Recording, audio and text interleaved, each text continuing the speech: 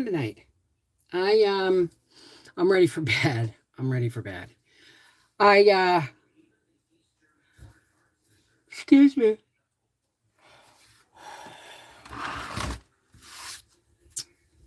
Oh, I checked on my winter sowing garden today. I'll give everybody a chance to get in here. I checked on my winter sowing garden today, and I saw a little bit of green, little tiny green something. I don't know what it is because it's all. I'm gonna have to watch my own video to find out exactly what is in what. The only one I know for sure is marigolds.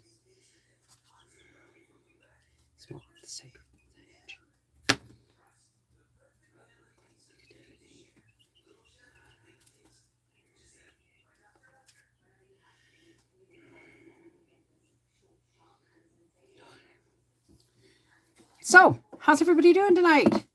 Um, it's been beautiful today. The snow's almost gone.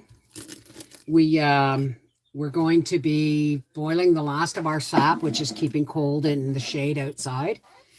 And let me say hi. Let me see if you want. Now, if you want me to say hi, you got to come in and say hello yourself. Alice, Celeste, Karen Canner, Lanehart Farms, hi. Linda Bopp, Minnesota farmer's wife. How you doing? Monique Yap, Pammy, Sandra Moore, Sharon Addick, Sandy Brown, and Sherry Leach. All right, let's go back out to live chat. So what's everybody been up to today? I've been in a lot of pain today, and I'm asking how he's like, we supposed to get rain or something?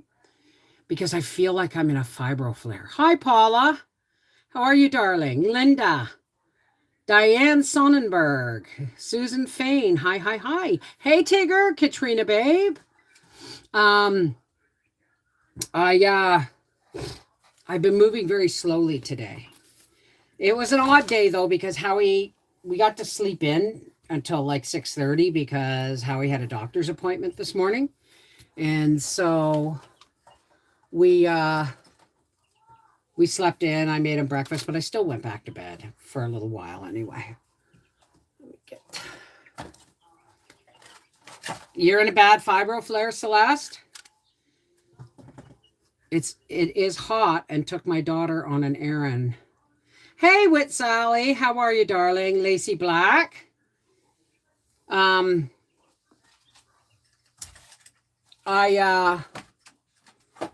don't know what I'm talking about. No, this is the one that wants to come out tonight.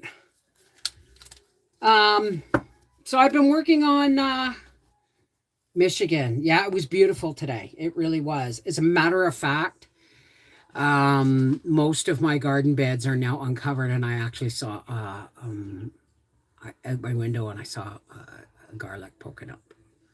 So could use an extra prayer tonight. My 14-year-old grandson is having back surgery tomorrow. Absolutely. So I was working on my Rumble today. When I say I'm working on my Rumble, I'm still working on the same one. But I do things differently. Hey, Natalie, how are you, sweetheart? Linda Bopp.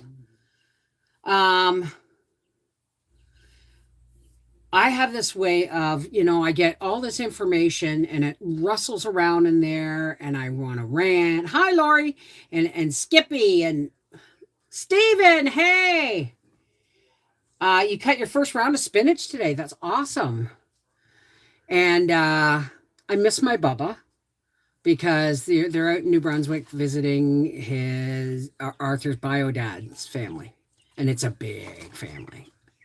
Like Donnie was one of 12 kids, Arthur's bio dad. So, hey, Angie back. So I have this tendency to do things backwards. I've been looking at all this information on something I want to do a Rumble about for like a couple of months. And I've ranted on video and then left it alone. I haven't even looked at it yet. And then I sat down today and what is it you're trying to say, Bev? And it all came down to that many bullet points. So, curative properties of the carnivore diet. You know, that seems to be coming up a lot lately. This is like that. I've been hearing this now. It's like I've heard about it every day for the last week. It's a gorgeous day here in 83 and blue skies. Hi, Corey. How are you, darling? Glad to watch syrup making. Well, we're going to finish the boil this weekend. And what we're going to do is we're going to get the OPS. So there's an OPS video coming out tomorrow and on our half-acre homestead, an OPS power station. And then this weekend, we're going to set up the solar panels and set it on the tailgate of the truck and run it and charge it and keep our phones charged while we're working outside. The old owner's kids are coming this weekend to empty the shed, so I'm excited to get my house finished. I need to ask them about some of the plants outside. You hit 80 today. Wow. That's awesome. So I'm taking 180 pints of jam to a vendor sale. We're not allowed to do that here. You can do it maybe at a farmer's market, but like if they have a Christmas market, you have to have a license. You know what I mean? Ben, watching videos wouldn't run roof, mess with the internet. I'm not sure I understood that. Oh, tin roof, right. Well, we're not going to do a tin roof this year or next year. We're just talking about putting another layer of shingles over the original layer and then, you know, hope it holds until we're dead. I've heard that, Beth. I've heard that. Now, my only problem is yes, I love my meat, but I'm not a carnivore. I'm an omnivore. Hey-hoo! Hey-hoo! Hey-hoo! Excuse me. And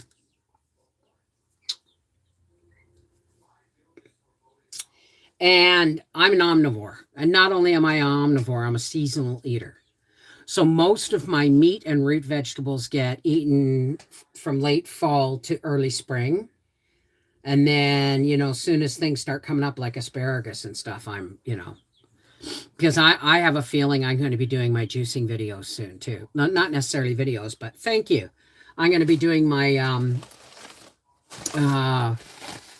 juices, my green juicing and stuff again. Thank you. The thing is, with these bullet points,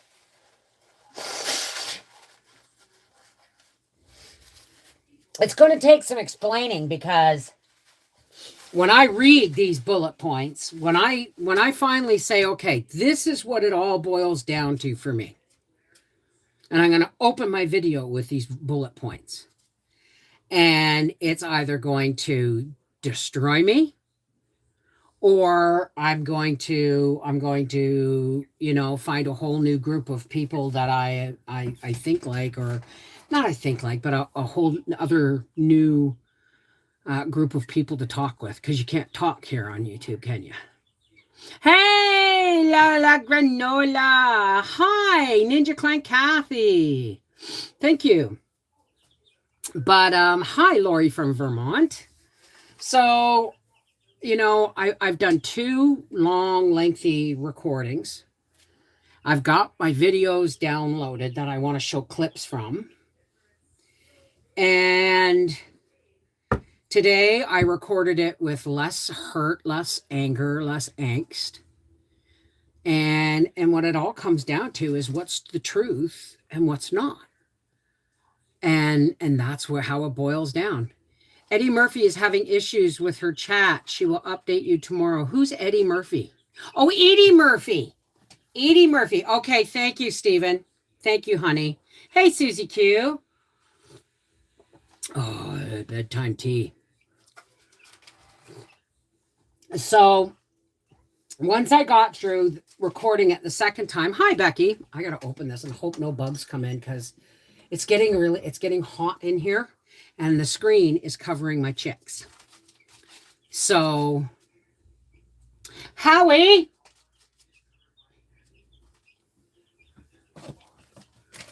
Howie. Where are the baby gates? Where are the baby gates?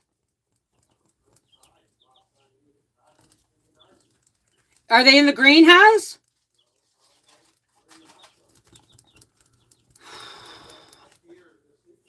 Huh?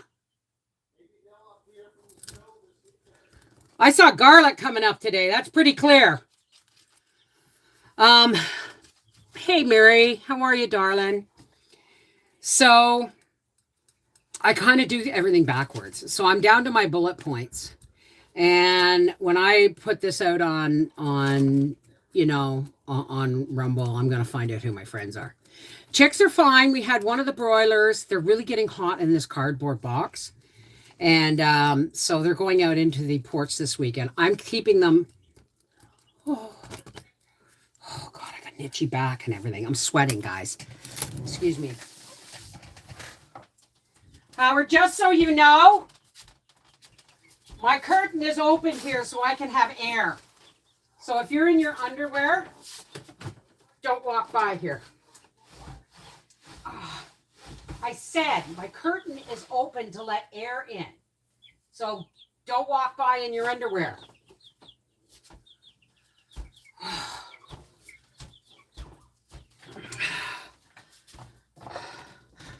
I have a little fan, but right now it's running with 2 salt lamps on the Opes power generator. Oh gosh. Oh my gosh. I'll be right back.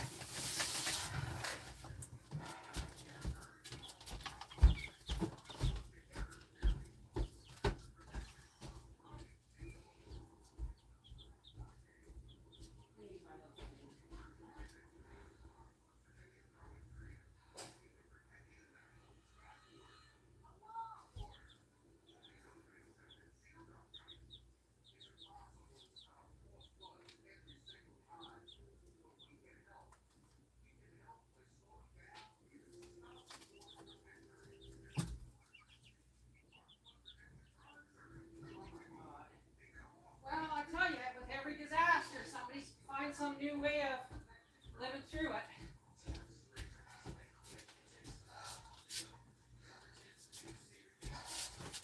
Oh, my back is so itchy. This has been running on my power generator. Oof. The hell was that? Okay. Whew.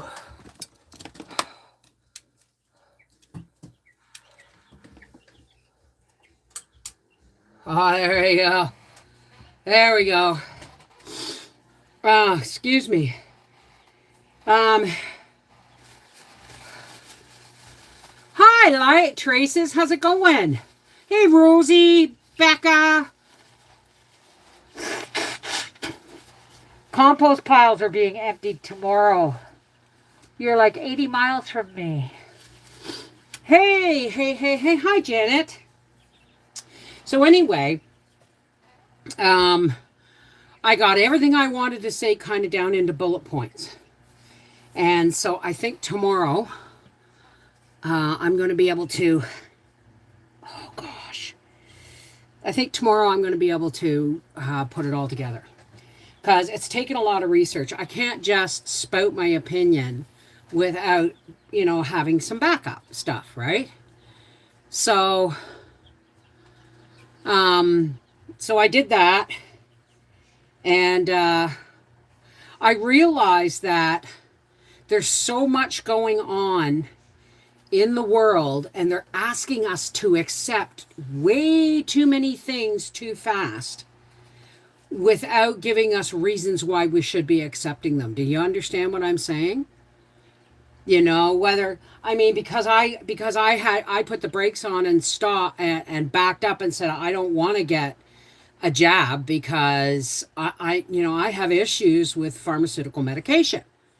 All right. And I got called a granny killer and all that stuff. I still have family who won't speak to me. Okay. And that's fine. But this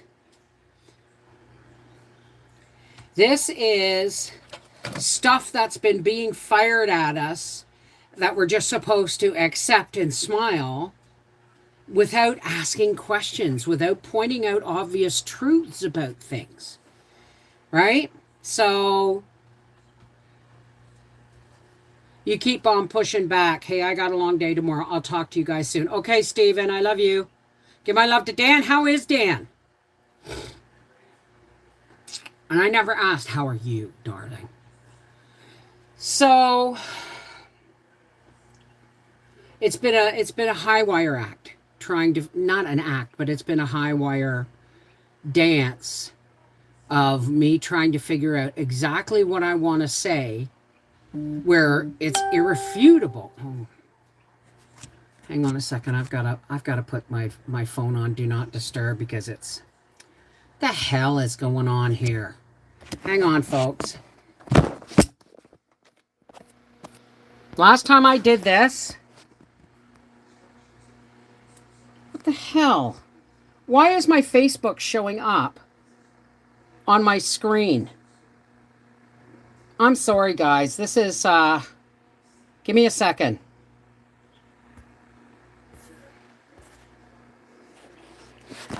My Facebook's in the middle of my screen, guys. I can't even see myself because there's a big fucking, pardon me, there's a big Facebook blob in the middle of my screen. There. Frig. Dig. I'm telling you. Okay, good. Okay, good. Hey, Rock, how's it going? So, when this Rumble comes out, I can only pray, because, I mean, I had family, that tell me I wasn't a prisoner in my own country because I'm still not allowed to travel outside my country because I'm not jabbed, right? I had people in my own family tell me that you're not a prisoner, you made a choice. I said, honey, choice is yes or no, not yes or else. Okay? It's unconditional. The yes or no is unconditional. You know what I mean? So, who's messing with me?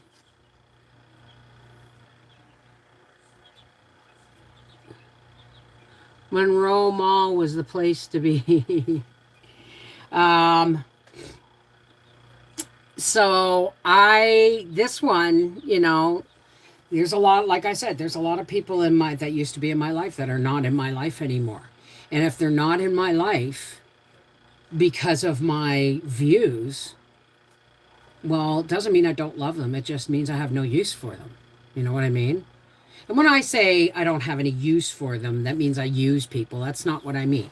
It means, if they don't want to be in my life because they're somehow woke to some new reality, well, then that's fine with me. Right? Oh, to peep peep. Yeah, I had one of my little broilers wasn't feeling well. And I've had to keep the lights on them really dim because there's one aggressive of the broilers. Well, thank you, Kathy Ponder. I was going to ask, please raise your hand. Don't raise it if you're not, but please raise your hand if you're a Reading with Beverly's Volfi subscriber. Well, that's true, right? And, I can still, like I've said before, I can love people from a distance.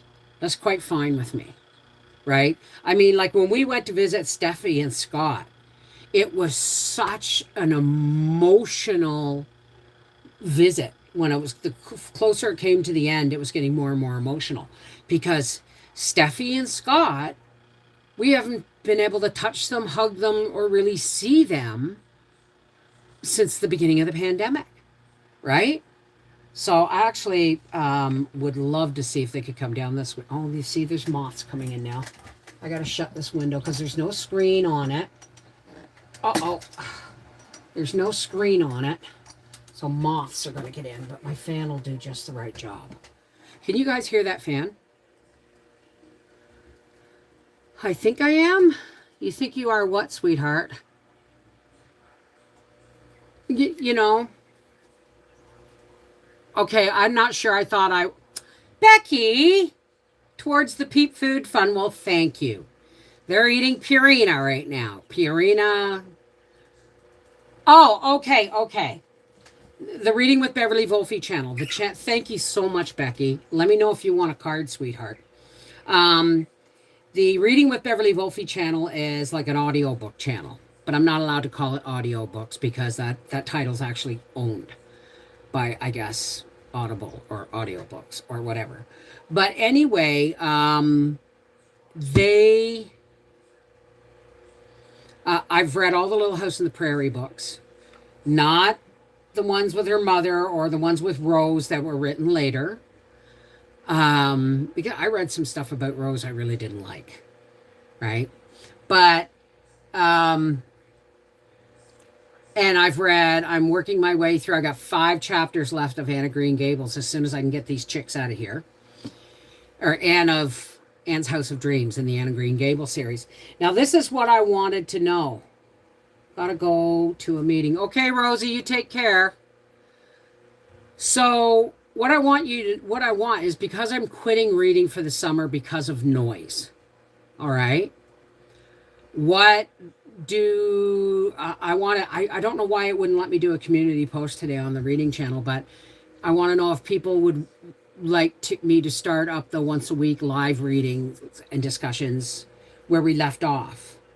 We went from Little House in the Big Woods to Little House on the Prairie, and now we're on the banks of Plum Creek. So, oh, wonderful, Sharon. Hi, Cheryl. How's Long Island? I had to walk away from some people, too. I care about them. I just can't. The farmer said if the cattle is butchered in U.S., they mark it as grown in U.S. and need to be given the shots. He was talking about the MRD. Well, see, that's what we asked. We asked the guy we were getting our beef and our pork from. You know, do you use these mRNA technology? Because they figure if they can't get it into us in the shots, that they can get it into us in our food. And before the pandemic, like everybody kind of looked at me odd when 60 Minutes came out with this gene therapy for kids with sickle cell anemia. On the same night, W5 in Canada was releasing this whole thing on gene therapy where for kids who are resistant to chemo, had cancer resistant to chemo. And the fact is, you know, everybody was like, this is all so wonderful. And I'm like, folks, gene therapy. And it didn't have to pass the FDA the way drugs would, because it's not a drug. They were taking cells from the sick child, genetically modifying them and reintroducing them back into the body. It doesn't always work. Sometimes it does, sometimes it doesn't. But I'm sorry. And everybody's going, would you rather see those children die? I said, no. But I don't want to see them having gene therapy when we don't know what's going to happen to future generations because of those. Right?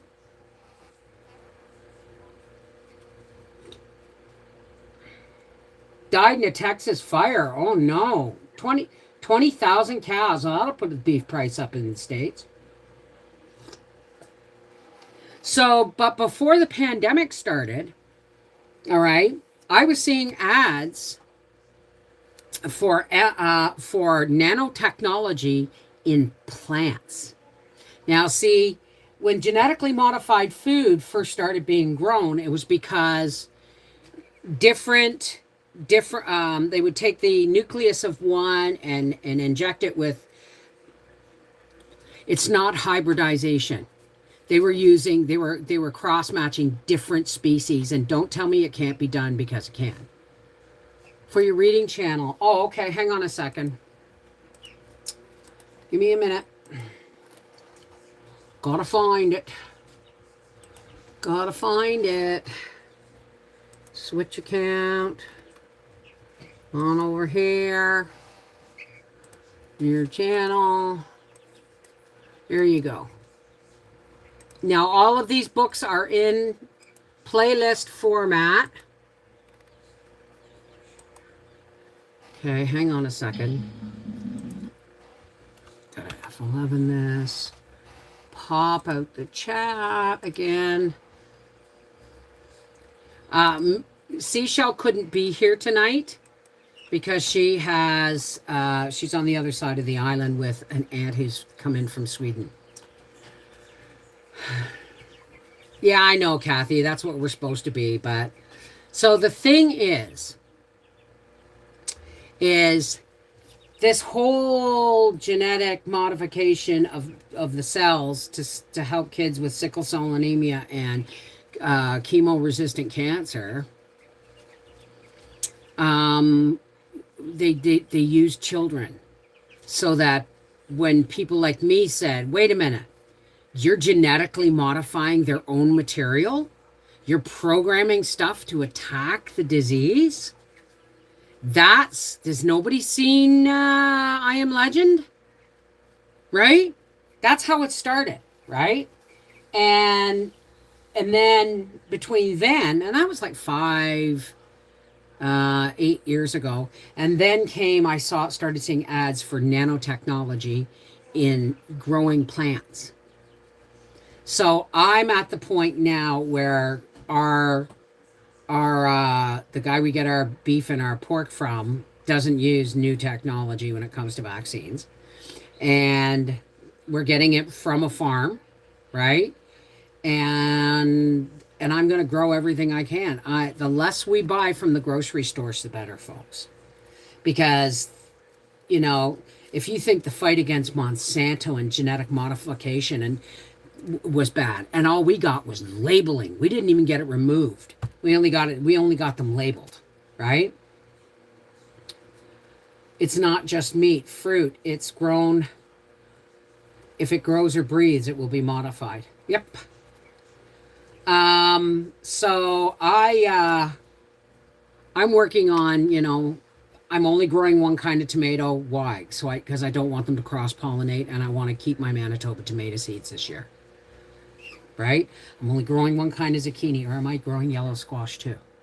I'm only growing one kind of zucchini, the Black Beauty zucchinis, because I want to keep the seeds. Right?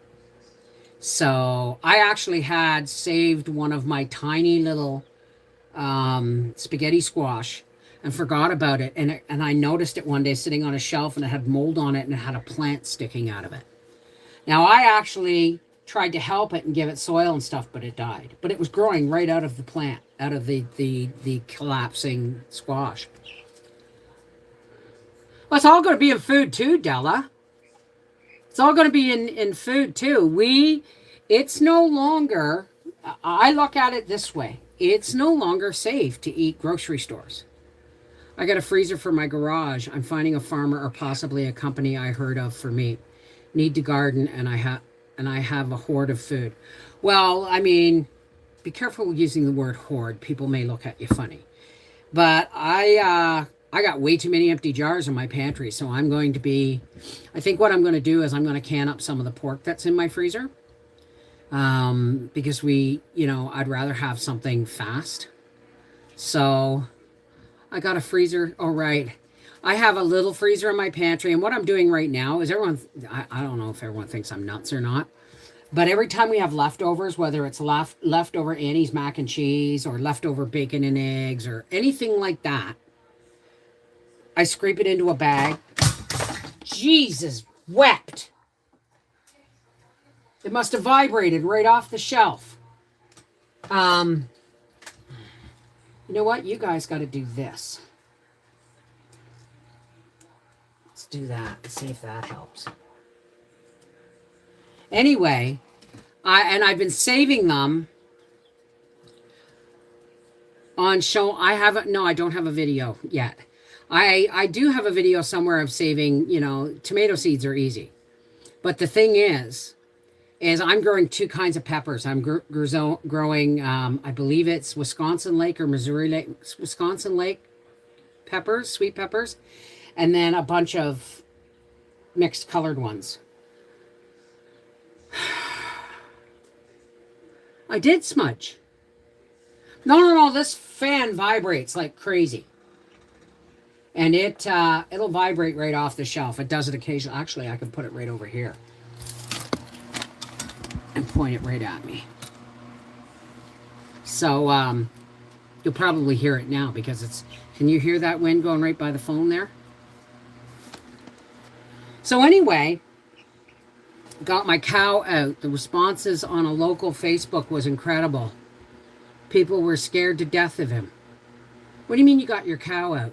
I made egg roll in a bowl today with my canned ground venison. Scared of a cow? Well, you got to be careful. Hey, none of it. Oh, Danny boy, the pipes are calling. Take the fan down. Oh no, it's portable. It's going to go with me to the track this year. And that's one of the reasons I'm so excited that it works. That my power station works. So far it's running 2 incandescent salt lamps, and it was running my fan, but I brought the fan in here because move out of its way. I started a variety of pumpkin where the seeds are hull-less, and they are called Kakai from Baker Creek. Are those the edible pumpkin seeds that don't have the hulls on them? Because that would be really awesome. I've heard about hull-less popcorn too. I've heard about hull-less popcorn too. I'd like to find out where that is, because that shit gets in between your gum and your tooth, and you're like 3 days going, oh, what the hell? And you pull out this hard, brittle piece of hull. Hey, Ginger Lee, how are you, darling? Beautiful day in Michigan. Awesome. So my garden is almost completely unearthed. So I think along with boiling sap this weekend, we're going to be cleaning up. But what's going to happen is, I meant to tell you guys, we're going to put up the charge station, and we're going to put up the solar panels, and we're going to charge it up. This is one of the reasons why I'm running it down right now, is to see how fast. Well, it takes all day to charge, right? If it's right empty. But it said it will run my fan and 2 of those incandescent salt lamps for 23 hours. It said 22, and when I went back and checked it later, it had settled at 23. So this weekend, I'm going to do a video with the showing how easy it sets up and stuff outside. We're going to be boiling sap, and I just might make a pancake supper so that you guys can see how well our syrup goes after it's... What is the shelf life of my syrup? As long as it's sealed? Forever. You can leave that on the table. It's shelf stable even when it's opened. It's sugar. So, oh, sorry, Angie. Hang on, folks. If I cut out, it's okay. I'll be right back. I forgot to give Angie the proper... For some reason, she can't get in here from sorry about that, folks. I forgot to send Angie her link. Yes, I do make my own pancake mix. I make it with flour, egg powder, and milk powder, and baking powder. I don't put sugar in it or anything like that. I'm down to my last batch, though. When we go shopping, we're going to go shopping again soon. I'm going to have to stock up on powdered milk. And I've still got enough powdered eggs. Like, I opened that box, and I filled canning jars and put them in the fridge in the pantry. Tomato and peppers tomorrow. Mine are already this big. As a matter of fact, remember me showing you, was it you guys the other day that I showed how I took the tomato out, cut the bottom off, pushed it down in, and then put it in around? I did it with all of them. I do have a video on pancake mix. My Vermont farmer supplier said to put the syrup in the fridge. We have a few gallons. Okay, if they're asking, did you get it from them? Because if they're asking you to put it in the fridge, it's for one reason. Some people, and I remember getting banned from Yankee Prepper's page for correcting him on maple syrup. And I've had to correct Howie. Howie's had to, he's had to have moldy syrup 2 years running in order for me to say, now this is how it works. Because some people will boil the sap down halfway and add more sap. And what you're doing is you're watering down what you've already boiled down. So you have to cook it all the way down. Put it into a stock pot, cook it down some more. Put it into a smaller stock pot, cook it down some more. You do not add sap to syrup that's already over half boiled down. Otherwise, you now have syrup that has to be kept in the fridge and it's watery. So mine it's not watery. It's not watery at all. And it's thick and it's shelf stable, and you can leave that on the countertop. You never been to a restaurant where they have the real maple syrup on the thing? You know why? Because it's like putting a dish of sugar out on the table, only it's real sugar. I'm so happy you taught us how to do it. Make sure once you've repotted them that you water them really well to get those roots starting from the stem. Hey, Joe Mama! It doesn't have to be kept in the fridge if it's shelf stable. Mine's shelf stable. Mine is shelf stable. As a matter of fact, we had pancakes for supper last night. Pancakes and sausages.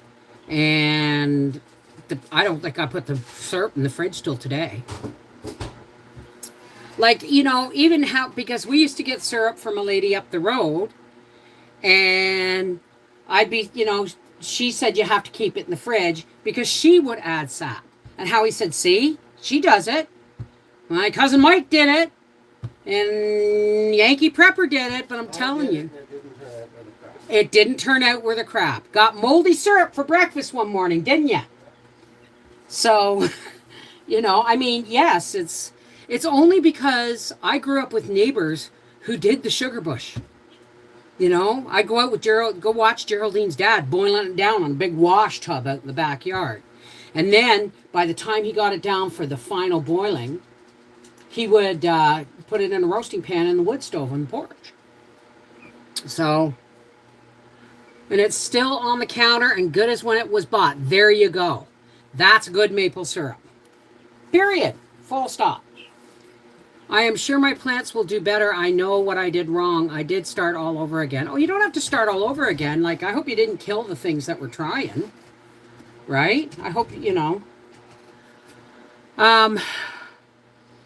Anyway, folks, I'm getting ready for bed. I've got to go. I'm really hot. Can you open my window above my bed, dear? And so we're going to be putting the chicks in the porch this weekend.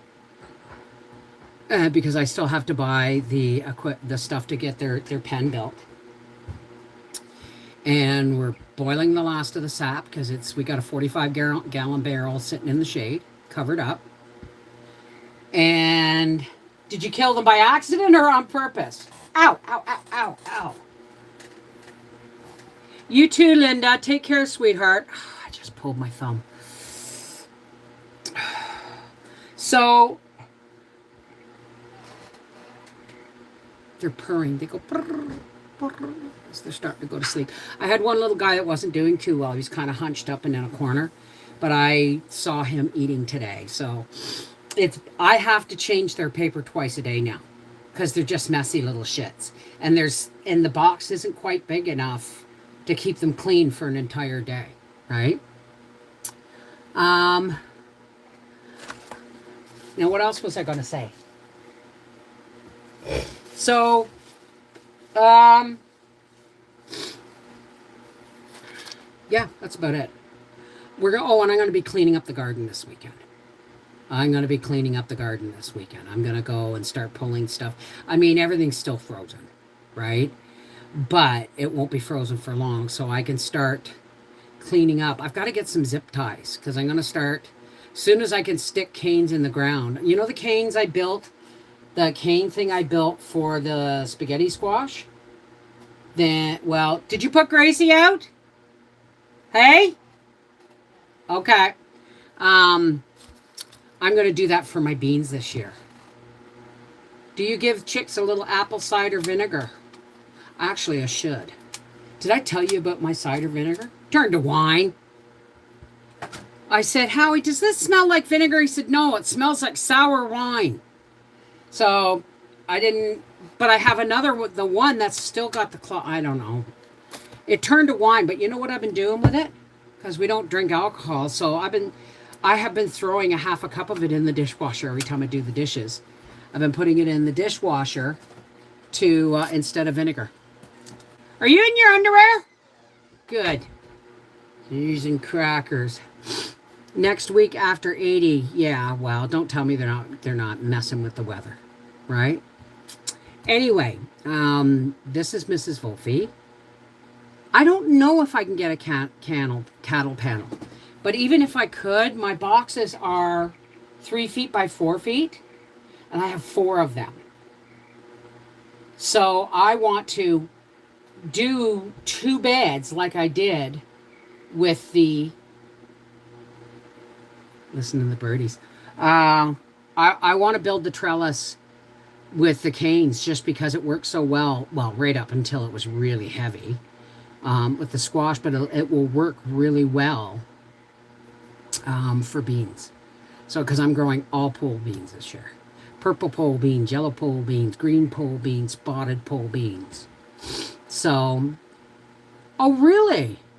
Well, the thing is I got to be able to walk in between the beds and around. And the canes work well because I can take them down and it's not a lot of things for me to work around, right? Well, thank you, BlackRock. Does Gracie get access to the chickens and does she know how to treat them? Oh, she comes in here all the time. They're just sitting there. Oh, man. They're just sitting there with a screen over the box.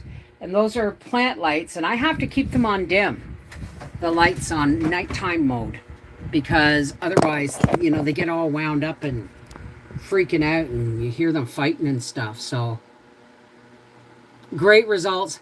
See, you know, I'd love to be able to just eat steak and eggs. You know what I mean? It's not paleo, I know, but I mean, I'd love to be able to just eat steak and eggs and cheese and milk. But in the summertime, I'm a vegetarian almost. I do meat and root vegetables most of the winter and some fruit. And then starting in the spring, I'm craving fruit like crazy right now. And not bananas and apples. I want grapes. I want grapes and I want watermelon. You know what I mean? And cucumbers, like big English cucumbers. But anyway, come, you know, as soon as I can afford it, like vegetables are not cheap right now. Fresh vegetables are not cheap. So as soon as I can do it, I'm going to get my ginger and my lemons and my cilantro and my mint and my kale and my arugula and my apples and my celery, and I'm gonna make myself juice, right? It doesn't have to be all the same, but it'll be close to the ginger blast. She eats 60 eggs a week. Jesus wept. Ah, boiled black cherries. I eat a lot of eggs. Well, when we have them. Like, I'll eat 3 eggs for breakfast. Howie'll eat 3 eggs for breakfast. Less toast, more protein, right? But we still eat bread, right? Like, summer's coming, and I'm not going to be baking bread all summer. We'll probably buy it. Why? A, it gets hot. I'm really busy in the summertime. Haven't got the $500 to get my pool fixed yet, right? So, I mean, I'm going to do everything I can to just, when summer's coming, I'll be eating stir fry and salads, watermelon and grapes, that's, and green juices. That's me all summer long. I put on like 15 pounds this winter because, dippy eggs. Well, do you know what I do now? Because I have breakfast in bed. If I'm having toast and tea, I'll take it back to bed. If I'm having toast and eggs and tea, I'll take it back to bed. But what I do now is I almost hard boil the eggs, and then I just butter a piece of toast, and then I shell the egg and I put it on the toast and I chop it up like this, and I go with the toast and eat it like a hot dog, right? And with just salt and pepper. I love eggs. I love eggs. I could live on eggs in the wintertime. I remember the last time I made dippy eggs for Briar. He was here and I said, you want, I forget where we were going. I said, I'm making bread. Do you want some toast and eggs? He said, okay. So I got in a little egg cup and I cut his little toast into fingers and I cut the top off his egg and I gave it to him, his eggs and his toast fingers. And he looked at it and he went, I said, what did I do wrong? And he goes, nothing. It's just, I had a moment. Remember when I was little? He said, you still do it just like when I was little, So he phoned me today. He gave me a phone call today. I haven't talked to him actually in like over a week, maybe 2 weeks. So I've just been focusing on figuring out how I'm going to survive spring, summer, and fall. But we had a nice talk today, and he might, he was out looking for work, and God love him. And so he phoned to say, oh, I might have a job. It's a beautiful day. I'm out walking, and it's 5 minutes from work, and blah, blah, blah, blah, blah. So, hey, Muriel, how are you, darling? Mariel.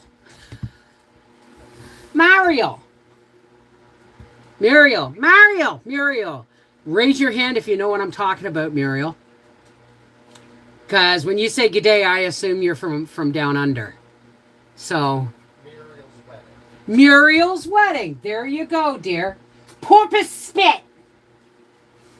So, anyway, if I can share anything with you folks, it's time for us to stop letting other people tell us how you're terrible, Muriel. That's a great movie. My favorite scene is when I just love that movie. I just love that movie. Muriel's Wedding. Yeah, even Howie knows what it's about. Like, even Howie knows what I'm talking about. There's just some movies that are classics, right? But if I can leave you guys with anything, it's we got to stop allowing other institutions telling us how we can live. If we can have chickens in our backyard. If we can have vegetable gardens in our front yard. They're coming after the small farmers now. People with only like 50 acres and 2 cows and a couple of sheep and some ducks. And they want them to tag and register all of their animals. You know what I got to say about that? That's right. It's a Scottish martial art called fuck you. It's mostly headbutting and kicking people when they're down, but hey, Ellen. Yes, right here in Canada. I heard from a small farmer friend of mine, and they're saying they want us to report and tag everything, whether if we have babies, like if our livestock has babies, we got to register. Bull crap. Oh, hell no. This is, if we have learned nothing else in the last 3 years, we've learned how institutional and government overreach has almost destroyed our continent. North America has almost destroyed Australia and England and all the civilized parts of the world. And you know what? This overpopulation stuff, that's bull. I've been thinking about this. Okay? My grandparents on both sides produced 17, somewhere between 15 and 17 children. Now, those 15 and 17 children, no one had more than 5 kids. And out of those kids, right, I'm one of those 5 kids. So out of us 5 kids, there's only 2, 4, 6. Wait a minute. There's only like 11 grandchildren out of all. My dad only had 11 grandchildren out of all of our family. And now my sister has 4 grandchildren. and my brother has one granddaughter, and I have one grandchild. So out of 5 kids, there's only 6 grandchildren. Tell me where the population is exploding. What they want you to do is they're trying to drive everybody into the cities. They're making living in the country too expensive for people to be able to manage it, right? Even Howie said, God, I wish now we'd gotten more land when we had the chance. I wish now we'd gotten more land when we had the chance. 15-minute cities. You're right, Amy. So what they're trying to do is they're making it so that life out in the country is not sustainable. Even farmers have to work off farm to pay their bills, most farmers, right? And still,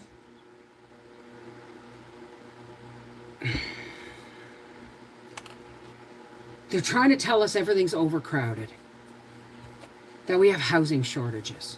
Well, sorry, but, we do have something like 15,000 people walking across the border into our country every day uncontested. Yet I'm not allowed to go over to the Akwesasne Reserve, the Mohawk Reserve, to play bingo. You know what I mean? So they get you all into the city, tell you there's a housing crisis, there's a medical crisis, when all I can see is miles and miles of fields and bush and stuff. There is enough land on this planet, okay? And it has been poorly husbanded. That's why we're getting deserts, because people want it all without the responsibility of looking after it. All the empty bank repo houses just sitting. Exactly. Tell me where there's a housing shortage, right? So use your own common sense. And it's an uncommon thing these days, common sense. But I urge you, stop watching the news. Stop watching commercials. Okay? Look around you. Do everything you can, even if it's only growing sprouts on your countertop. But do everything you can to start taking more responsibility for your own life. They tried to breed all of us into, nursing on the government tit. And they almost succeeded. But they should have waited till the Gen Xers and the baby boomers and the Generation Jones. I'm Generation Jones. Those people, they should have waited till we were dead. Yeah, I know, exactly. Howie said there was a little house in our township here, in our main town, little house, and they want some 300-some thousand for it. And that's what I said was going to happen. The moment that they hacked up that farm just over the county line into our county and started selling 1-acre lots for $80,000, riverside lots, people got pretensions. And so now all these people have gone up here and built these big houses, and they go to work in Ottawa, and they want to tell me I can't have chickens in my backyard. I mean, you come and see where my chickens are and see the no trespassing sign. So folks, corral them into the cities.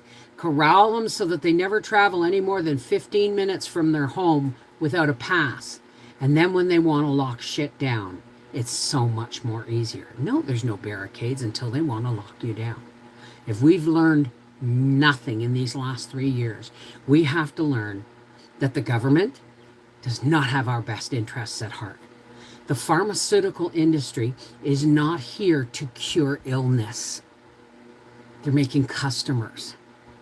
Nobody wants to cure cancer. Do you know why? It's $1 billion a day industry for the pharmaceutical companies. The biggest landowner in the United States is David and Melinda Gates, or whatever the hell their names is, the Bates couple, right? When AI takes all the jobs, we will all be homeless, and we will own nothing and be happy. Klaus Schwab, whatever his name is. And the earth can renew itself, but we are constantly being shoved into the cities, creating more crisis in housing, more crisis in, I'm sorry, but I don't see pollution. The only pollution I see is when the chemtrails are starting to cloud up my sky, right? You will own nothing and be happy. No, you won't. You won't be happy, right? I never knew people existed until we bought a duplex in Elmer and we rented out half of our house before we went bankrupt. And one of my tenants was like, I said, well, why don't you just save up and buy a house? Why would I buy a house? Then I'd have to look after it.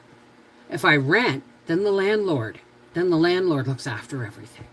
That's the mentality. Rent and the landlord is stuck. And in Quebec, it can take up to 6 months to get a non-paying tenant out of your house. We stop being landlords. Okay? Exactly, Lori. Exactly. The government ghettos. Exactly. And I remember thinking, how can that be? The landlord may take care of the driveway and, leaky pipes and all that stuff. But when I sell my house or I want to move or sell my house, you got nowhere to go. And this was never more clear than a friend of mine. He was a friend of mine, but, until I disagreed with him, who lived in the same apartment in a duplex of a house in Toronto for 20 some years. And then all of a sudden the owners got old and they sold the house.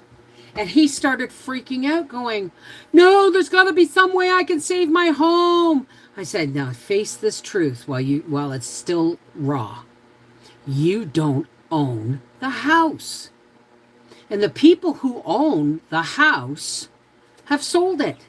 You have no rights to this house. I've lived here for 22 years. I said, I don't care if you were born in that house. It's not yours.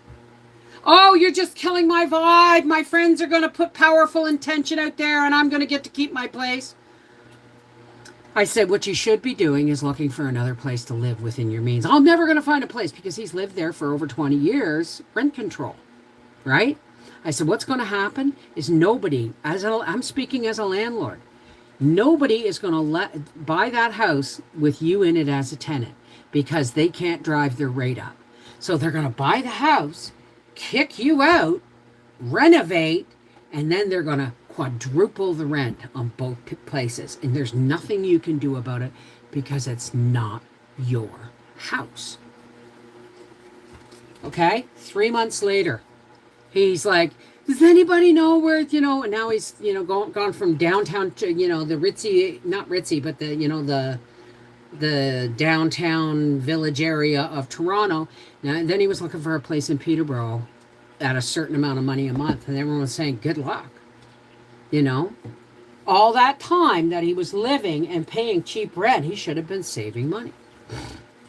Crime, housing, no pollution. Right. In certain areas, squatters are taking over empty houses and the owner is forced to go through the court to remove them. I know it's stupid. It's absolutely ridiculous. And the thing is, it's all been designed this way to feed greed. See, money isn't the root of all evil. Greed is. Money's just the medium. Money's just the tool, right? Being a landlord sucks. That's right. And I won't be a landlord ever again. Unless, of course, it's like somebody who moves in downstairs and it's just, they're sharing the house. They're not a tenant, really. Right? But there's a lot of things we got to do to this house before we can get it to that point. We have to, fix the downstairs. We have to make a patio out back. We have to have a proper path to that because we don't want people walking through our house. Right? And my rent was $400. Now with the new owner, he wants $1,500 a month. That's right. When we bought that duplex in Elmer, there was There was a guy living upstairs paying $250 a month, and he was a drunk. And there's water stains on the ceiling downstairs where he had come, he'd let his washing machine run over it. And the people were saying, oh, he'd be up there. He's up there all night slamming and playing guitar and blah, blah, blah, blah, blah. So before we put our offer in, our offer was conditional on this guy not being my tenant, because once you buy the house with the tenant in it, you have the tenant. He's your problem. And I wouldn't do it. I was right. So the night before we were supposed to, the night of the deal closed on Monday, but we were allowed in the Friday night because we'd done all the paperwork. It was just a matter of something else on Monday. And I said to Howie, I'm not moving in there until that guy's gone. And Howie goes, well, he'll be gone. He's legal. So I went to a guy down the street and said, Yvonne. He said, yeah. I said, can you help Wayne move tonight? And he said, sure. I said, I'll give you $100. He said, okay. He went right over there and he said, okay, Wayne, you're moving 9:00 at night. Wayne says, I'm not moving. I got till midnight. He said, you got till now. I'm helping you move, and this is the only help you're getting. Right? Because I paid him, he was going to make sure he moved. So it wasn't until he was gone. Right? Because when I was looking at the house, he was sitting up on the porch going, hey, I always pay my rent on time, la, la, la, la, la. And he was drunk, so drunk. And it's like, as alcoholics in sobriety, we don't, right? I wasn't taking the tenant with the house. That's what I'm saying. Because I'd seen what happens, I have my house, nobody can kick me out of it. Well, that's not necessarily true, Lacey Black. We are under the illusion at this point that we own the property, and we don't. Even when it's paid for, the fact that we pay property taxes is not just, it's not just for the roads and the garbage collection and that. It's the government's way of saying, even if you own your property and it's fully paid off, you still pay us taxes. And if you don't pay it, we're going to take it all away. And they can. You don't own the right to your property. You really don't. If the government wanted to put a highway right through the middle of my yard, there's nothing I could do to stop them, and I would have to take what they would give me. So please, folks, don't think you're under being a homeowner is the closest thing you're ever going to get to any kind of freedom unless you win the lottery. And we all know what I'm going to do if I win the lottery. Organic farm, race car shop, organic farm, yacht that we're going to use maybe a couple of months out of the year and then charter out. They should be age out for retired people. But even people who live in your house have rights. Well, absolutely. Good night, Alice. Take care, sweetheart. Absolutely. But even if they live in my, like, that's, say for instance, God forbid something happens to my mother-in-law and my sister-in-law, Karen, wants to come and live with us because she will need to. She'll need to live with somebody or have somebody she'll need like a personal support person to help her through things because mom has been doing that all this time, right? Karen gives mom the cash, mom pays the rent by check, Karen goes down and pays her car insurance and all that stuff. She can't keep an email account and stuff like that because she's brain damaged from a really bad accident. So if she lives here, we will be making the down, we would put a doorway, a door in the hallway, and she'd have one bedroom in the bathroom and a kitchenette and a living room. And she'd have a patio out back to go out and have her cigarettes. There's no smoking in my house. That kind of thing. But the truth is it would only be because this would be kind of a last resort, right? I mean, I promised my mother-in-law that if anything, when she passes, that if Karen needs us, we will be there for her. Right? We've gone from 300 and some.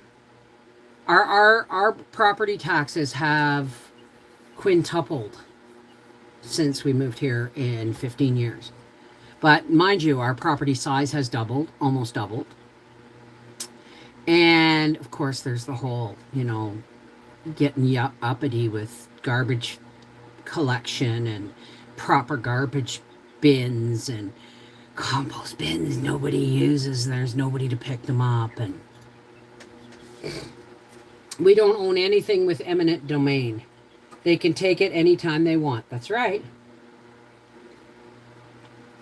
You go give hubby that back scratch. So, well, I saw an island once. It's funny you say that, Lacey Black. I saw an island once on the Trout River, in the Trout River, between Canada and the U.S. I believe it was the Trout River or Trout Lake. It was a 40-acre island with 2 cabins, with wood stoves and land, and the only time you could get it was by boat or snowmobile. So on the time where the ice isn't completely out, but it's too mushy, you know what I mean? You're kind of stuck. But I thought about that for the longest time. I said, Howie, look at that. And he goes, or was it 140 acres? But I know there was 2 hunting cabins on it with wood stoves and generators. And I said to Howie, I said, you know what I'd do? I said, I'd just put a goat, buck, and 2 or 3 does, and I'd just let them run. I would just fence off my garden to keep the critters out. I would stock it with deer and stuff. Right? I would stock my island and I'd live on it. I'd live on it. Right? Would have been a dream home. Yeah. Our garage is separate from our taxes. It's private companies that are paid to pick up our garbage. Yeah. Well, we used to have what we call garbage boxes, which were just kind of like lean-to bins with an arched lid, and you'd put your garbage in them and slap the lid down. They'd come along, they'd fire it into the garbage truck. But no, they couldn't get people to pick up garbage anymore because it was hurting their legs and their back and stuff. So they had to invest in a new company with a truck that picks up bins. So then our company, our township had to our taxes have gone from 300 and some to over 1,500 in just 5-6 years. So you have back taxes. The government will put a lien on the house and then turn around and sell the lien. Yeah. So, I mean, we're never really truly free. But I tell you, I'm going to start buying that $50 million ticket. Because I will get my 1,000-acre farm, and I will have... I will have my 1,000 or 2,000 acres with, on-site living bungalows for people who want to live and work on the farm the entire time. They will pay rent. They will get a paid wage. You know what I mean? It will be a business, but it will be run to the point where I can just go whenever I need to. But I can come home and go to my own store where the vegetables and fruit are fresh and the meat has been, you know what I mean? It would be just like an Amish community, but with power. Burn permits. Oh yeah, we have restrictions. I didn't know about the islands. Maybe I'll just get some property and fence it all in. And then what about islands? But I mean, I saw this island and I'm telling you, I thought, wow, right? It would be awesome. Because my dad used to joke about putting up a 6-foot chain link fence, and when people came to visit, he'd throw peanuts at them. That was my dad. God love him. Clint Eastwood and Get Off My Lawn. That would have been my dad if we'd stayed in the city. But, we got out the country and that. Hi, Michelle Maria. How are you? Hi, Pioneer Girl. That's right. I mean, the way I've said it, I'm putting it out to the universe. I've been putting it out to the universe for years. There will be like a little town, not barracks, but like bungalows with people with yards, right? And you can put your own garden in, But why would you if you work on the farm and you can get all your stuff at cost or at a very, because you work there. You get a discount from everybody else, right? You get it just above cost. You get paid wages. Then you pay your rent. Nothing is muddied by you work for me, and you get your food for free. That's like slavery, right?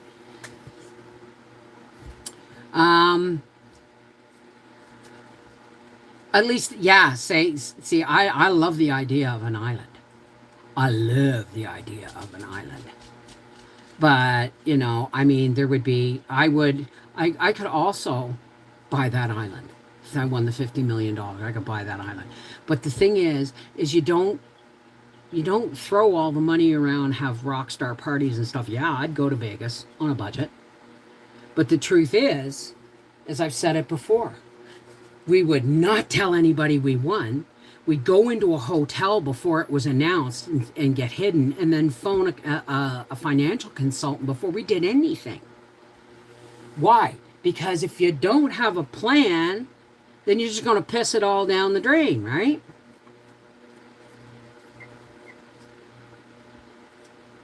Well, the thing is if you own, who cares about digital currency? If you own the island and you own the farm and it's paying for itself, like the island would be a place where you could take friends who hunt or hunter friends and stuff like that, right?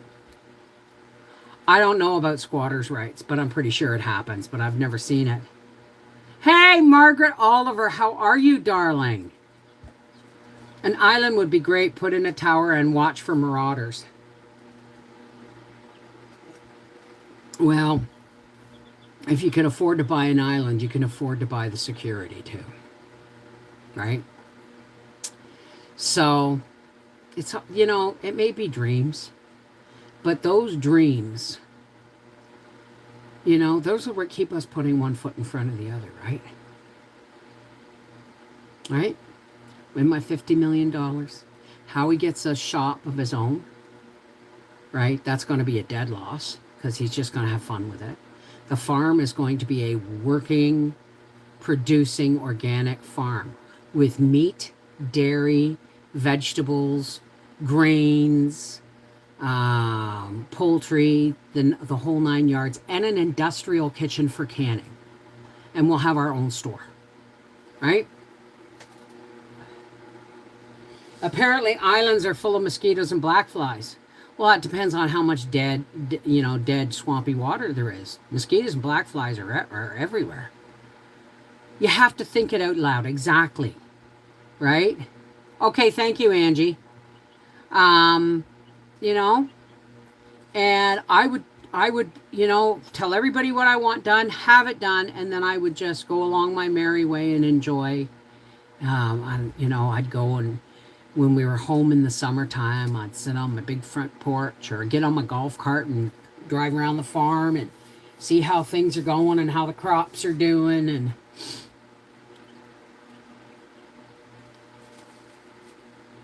well, I mean, I'm talking about the farm at the moment, right? I mean, there'll be people who snowplow. There'll be people who, the township can have the garbage, right? It used to be that if someone cared for your property for 10 years or more, they could claim that property, not sure that what it is. It's not that. It's not that. It's if there is squatter rights. I forgot about that because when we moved here, the property lines didn't fit the fence line. And we knew the property lines were like bright pink X's on the trees because of my neighbor. And the way it would have worked is if we bought it and used it for 10 years and nobody claimed the land the part of the land we were using, we could have gotten that. But there was no working around that. We had to apply to the Ministry of Agriculture for Quebec. We had to apply to enlarge our lot because this farm, you cannot hack it up into subdivisions. It's been, they opted out not to do that. And so it took like a year and a half from, okay, how do we do this, to getting it actually done. They just have, it's the same with Susie. How will they get taxes paid if they take all our money through digital means? The same way they do it now. Do I go up to any tax office and hand them cash? No. It's all done through, all my banking's done online. Right? But the truth is money's just a tool. It's just numbers. Right?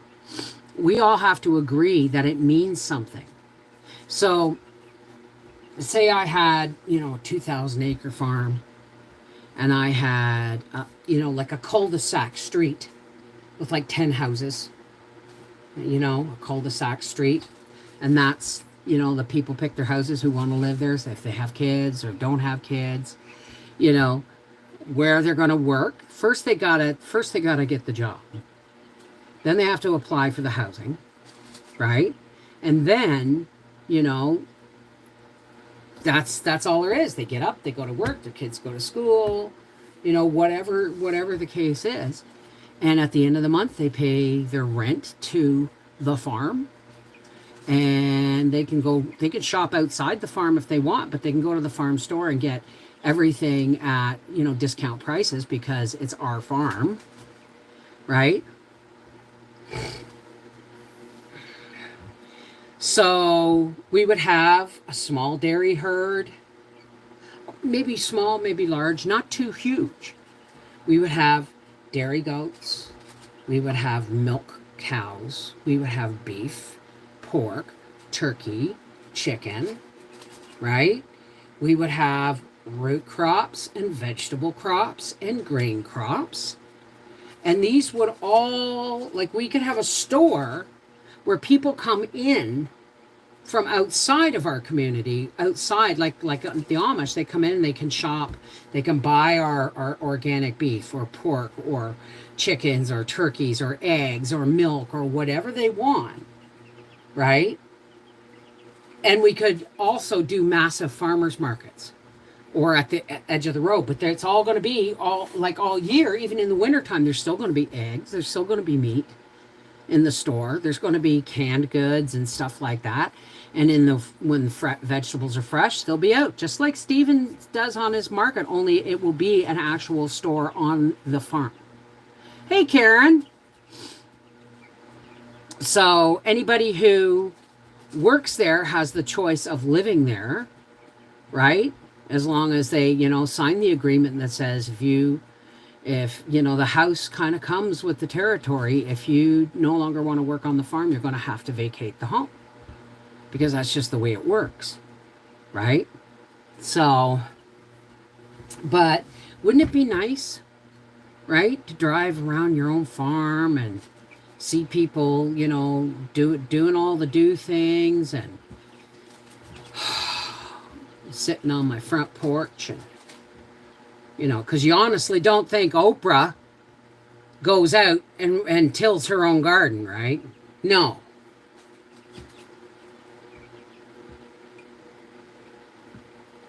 No, you wouldn't be able to just pet the farm animals, Linda, but yes, you would have to, agree to, like, work in the dairy, or work in the, or work in, planting or canning, or, because it's all going to be done. It's all going to be a self-reliant community, not a commune, a community, right?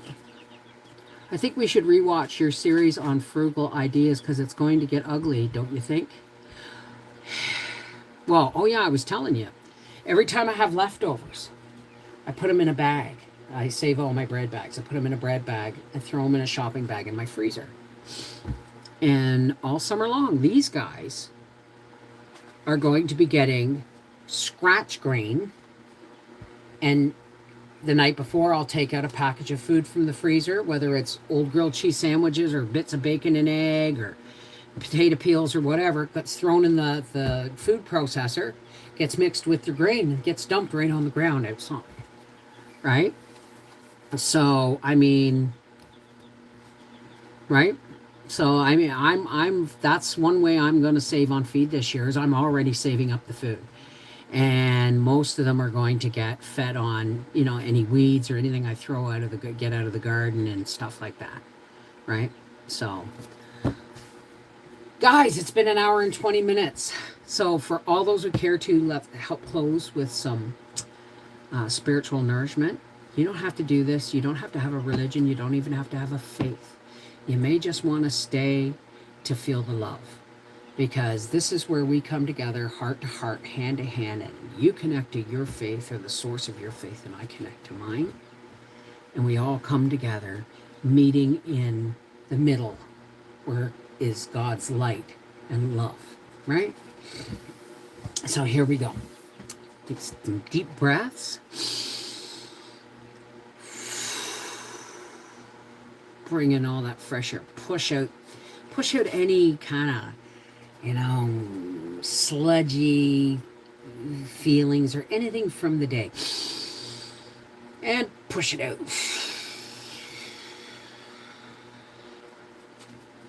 One more deep cleansing breath. Let's center.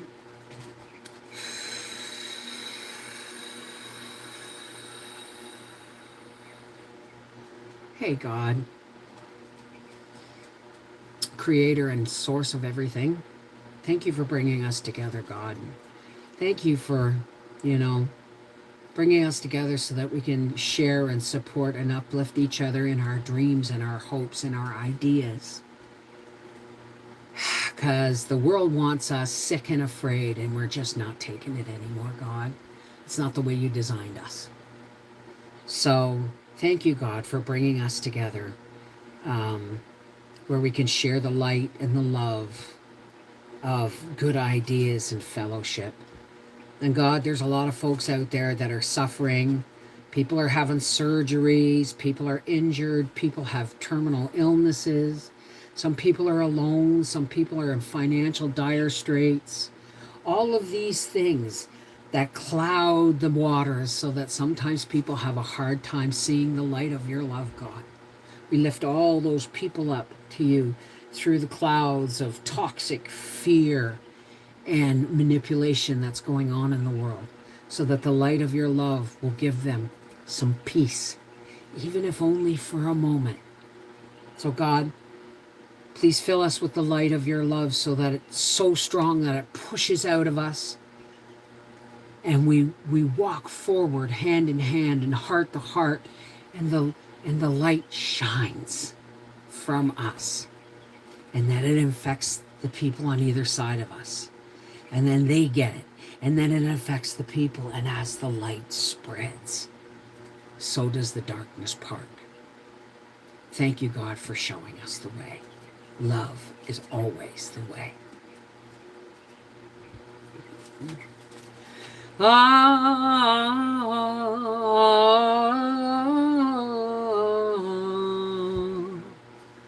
Amen. Shalom. Namaste. Merry meet, peace be with you, blessed be. Walk in the shining light of God's love. Whatever language you use to communicate with the source of your faith, God, you know, it always comes back to love, doesn't it? Take care, God bless. Mwah! I'll see you guys Sunday afternoon.